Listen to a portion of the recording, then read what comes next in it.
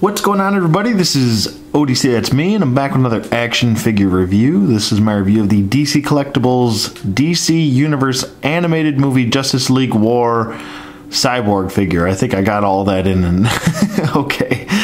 This is figure number 6 in the Justice League War wave.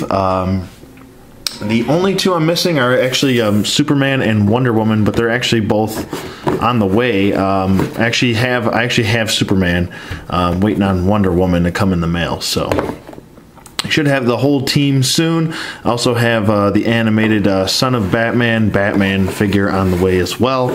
So I will have the entire Justice League finally, thank God. But this is Cyborg. He looks really nice. Comes in this nice window box display. A very simplistic design for the card. To be honest with you, they changed it up. It seems like they gave the same kind of outdoor bubble, but fixed it with a nice little card on the back. The other figures in the wave are as follow. There is the Flash. Hold on, let me fix my lighting here. Excuse me. There's the Flash, Superman, Green Lantern. Then there's Wonder Woman, Shazam. I really like to call him Captain Marvel, but and Cyborg. So, and we're doing Cyborg right now. There's a nice picture of Cyborg on the side from the movie. I actually really like this design for Cyborg. It looks really good. This is a really nice looking figure. So yeah, let's take a break. I'll get him out of packaging and we'll be right back. Okay, and we're back with Cyborg out of packaging, and I gotta say that this is a very well done figure. It's I have one major gripe, and that's some of the paint inconsistencies here. There's some QC issues with the paint. As you can see right here, it's kind of a little bit of a paint application error right there. There's some over here on the bicep, if you're not seeing it. I wish the paint applications were a little bit better on these guys. They're obviously, these animated action figures I've noticed are much cheaper. I think they're a couple bucks cheaper than the original releases, like the Capullo line, the designer line. There's a little bit less sculpting on these figures that I've noticed, and there's a little bit more paint applications.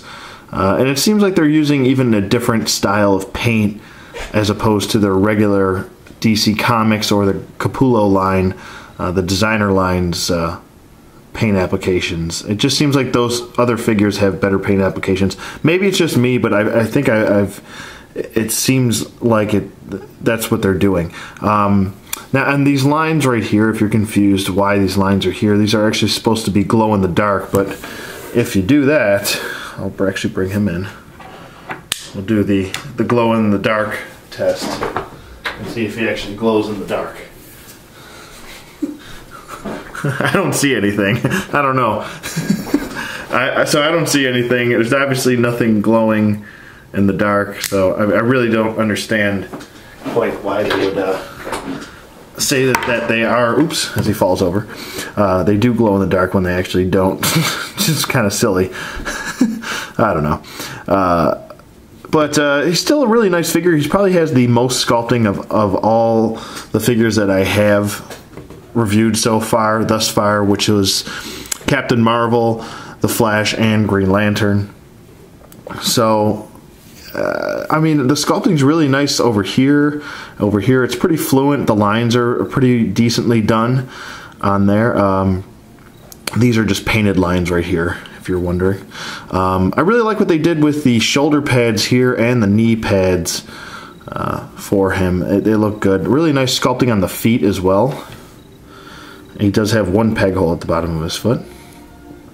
Nice sculpting is sculpted throughout his boot area. That's just a painted line. See, there's some painted lines and then there's some sculpting going throughout him. He definitely, hands down, has the most sculpting, and he should. I mean, it's Cyborg. He really should have the most sculpting. You can tell the difference in the hair to the, I guess if you want to call this metal half face, Cyborg face, or whatever you want to call it. But yeah, it does look really good. They did a pretty decent job on the one ear. But all of these little circles right here, these are all painted, unfortunately, and so is that portion right there. These black lines are painted. The glow in the dark lines are painted as well. There's a lot of paint applications on these guys, and not so much of sculpting, but this is the one figure that has the most sculpting. As far as his articulation goes, his head does look side to side, and it can do a full 360 if you want it to. He does have that nice head tilt. That's nice. He does look up pretty decently, a little bit past eye level. And he does look down pretty nicely. And here's another thing I wanted to point out. The paint seems to want to rub off very easily. As you can see, there's some brown paint on there. Not sure if that was from me turning his head.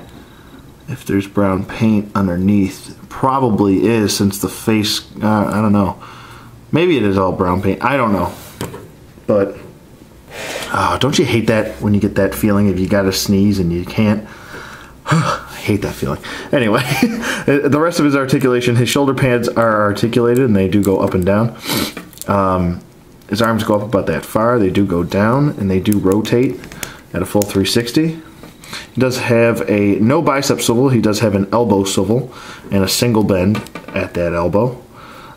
No wrist articulation with any of these figures. So if you see a joint when you think it's wrist articulation, don't twist it. You might pop the hand off. So be forewarned, or be warned.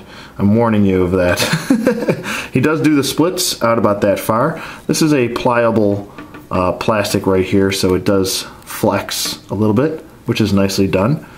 The legs do go forward and they do go back about that far. There's a single bend at the knee, and the nice thing about the knee pads is that they actually are articulated and you can move them. So if you want to have the knee lined up like so the pad's not up like that, you can do that. So that's a nice touch. I'm glad they did that. No ankle articulation of any kind with any of these figures. These are really just meant to stand there and just look pretty. And I gotta say that this is probably my favorite one of the wave so far. I think previously it was Captain Marvel, and now it's got to be this guy. So I'm gonna back this up. I'll do a little size comparison with the rest of the team here. Stand up, Cyborg. First, I'll bring in the Flash, and there goes Cyborg. So here's the Flash, and here's Cyborg. Cyborg's a little bit taller than the Flash, so that's understandable. I can dig that. So you're gonna fall down too now, Flash? And then we'll bring in Captain Marvel. He's a little bit taller than Captain Marvel as well, so that's nice. And finally, we'll bring in Hal Jordan.